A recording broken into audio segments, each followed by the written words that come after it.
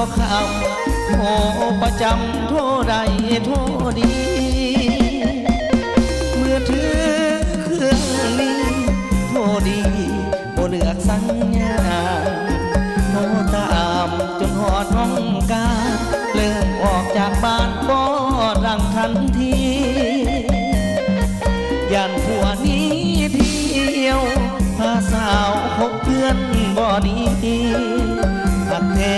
จากใจผัวนี้เสียเถิดคนนี้บ่ได้นอกใจ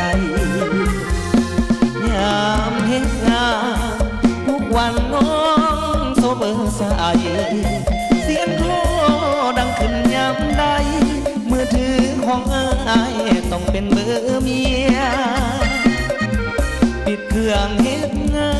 นกลับมาบ้านน้องอารมณ์เสียตาว่านอกใจลูกเมียน้องอารมณ์เสียแบบนี้ทุกวันมือถือของอ้ายก็คือไฟมีแต่เบอร์เมีย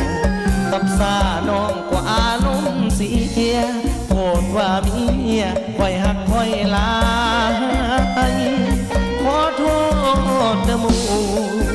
บ่สะดวกต้องขออภัยมืออื่นสิเปลี่ยนเครื่องใหม่เครื่องนี้บ่ใช่มีแต่เบอร์เมีย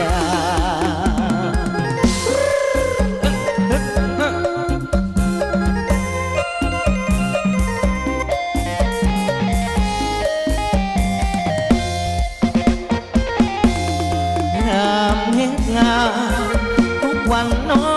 งโซเบอร์ใสเสียงโทรดังขึ้นยามใดมือถือของอ้ายต้องเป็นเบอร์เมีย